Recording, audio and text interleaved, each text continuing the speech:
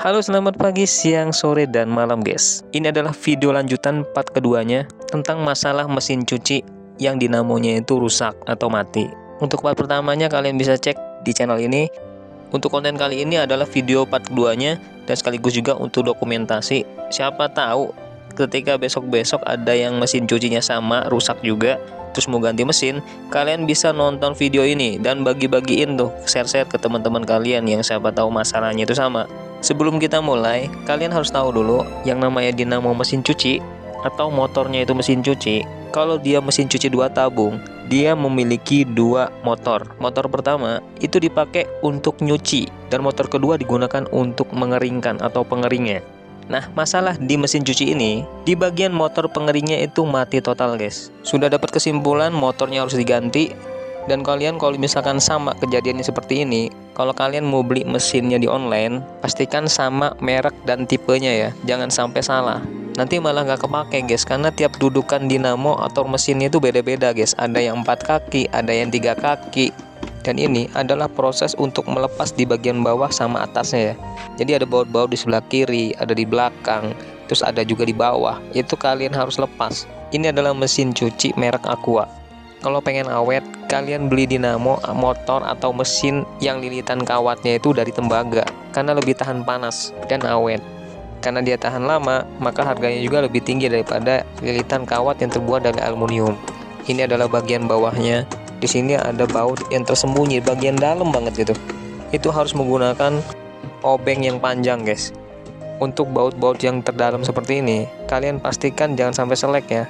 Kalau misalkan selek, wah repot guys. Pelan tapi pasti.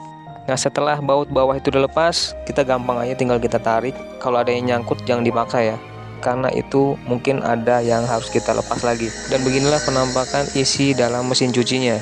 Ada 2 mesin dan ini adalah mesin pengeringnya. Ini jenis mesin pengering 3 kaki ya. Jadi di bagian baut-bautnya itu kita lepas dulu. Dan ketika melepas, baut itu jangan sampai hilang, kumpulin guys. Dan pernah juga kejadian, kalau misalkan mesin cuci kalian itu sering nyetrum, itu biasanya sudah bermasalah di bagian mesinnya juga. Kejadian begitu karena kawatnya udah bocor atau bersentuhan dengan bodinya. Solusinya ya ganti mesinnya. Jangan sampai mesin cuci yang sudah nyetrum itu kalian biarkan, itu bahaya guys. Oke, kita bongkar mesin barunya. Ini saya beli online kemarin, jadi harus benar-benar tipe dan merek yang sama ya. Katanya, dinamo yang ini menggunakan lilitan tembaga. Saya nggak tahu cara mendeteksinya ini tembaga atau bukan. Katanya kalau secara warna, tembaga itu warnanya kuning. Kalau aluminium itu warnanya aluminium. Tapi nggak tahu ya, apakah warna itu menjamin itu memang benar-benar bahannya aluminium atau tembaga. Mungkin bagi kalian yang mau lebih mengerti, silakan ditulis kolom komentar ya. Ya udah, langsung kita pasang aja, kita tes apakah yang kita beli ini benar-benar hidup. Nah, itulah pentingnya ketika kita mau ganti mesin dinamo, mesin cuci, itu harus pilih merek dan tipe yang sama supaya ketika dipasang plug and play, jadi nggak ada masalah lagi. Dan ini adalah keterangan tentang pengkabelannya. Kabel merah dan kabel biru itu disambungnya langsung ke kapasitor. Kabel hitamnya itu langsung kita sambung ke kabel hitam yang ada di mesin cuci ini supaya nggak pusing dan ruwet. Ketika pemasangan kabel, prosesnya adalah melepas yang lama lalu sambung dengan yang baru. Lepas kabel yang dari mesin lama langsung segera tempel ke mesin yang baru. Cara ini lebih aman guys, dan menghindari daripada kesalahan pengkabelan. Kemarin ada yang bertanya, apakah dinamo atau mesin cuci ini bisa hidup ketika tidak menggunakan kapasitor? Kalau menurut pengalaman saya sih gak bakal bisa guys, karena tugas dari kapasitor itu adalah sebagai pemicu mutarnya dinamo ini guys.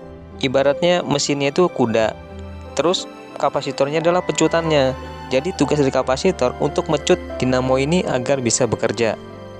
Makanya jika ada kendala di mesin cuci kalian, misalnya mesinnya itu tiba-tiba dengung doang, udah itu tidak bekerja dengan baik atau lemah gitu ya, kemungkinan itu karena kapasitornya udah rusak guys.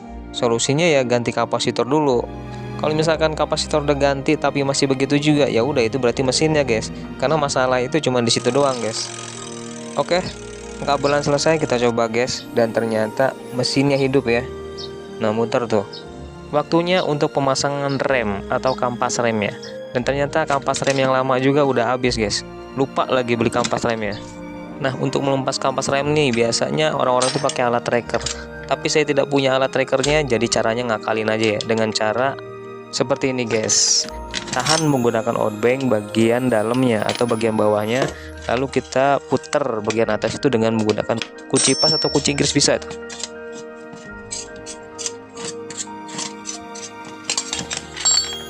Lalu kampas remnya itu kita pasang di mesin yang baru guys. Perhatikan arah tali mesin remnya ya, posisinya seperti ini. Kalian perhatikan di besi yang saya pegang ini ada coakan. Nah itu fungsinya untuk kita pasang baut, jadi harus pas ya. Kalau misalkan nggak pas, nanti malah nggak muter mesin pengeringnya. Dan ketika pemasangan baut itu harus benar-benar kencang, jangan sampai ada longgar. Ini hal yang sangat sensitif guys, kalau salah dikit kalian bisa selek. Dan untuk kalian yang mau nyari motor atau dinamo atau mesin cuci, kalian bisa cek di sebelah kiri pojok. Di video ini kalian bisa pilih langsung check out guys. Oke, setelah kita tutup, tapi jangan langsung dibaut ya. Kita coba dulu apakah mesin ini bekerja dengan baik. Dan alhamdulillah mesin pengeringnya itu muter, artinya mesin cuci sudah bisa dipakai lagi. Oke guys, terima kasih sudah nge-review, semoga bermanfaat guys.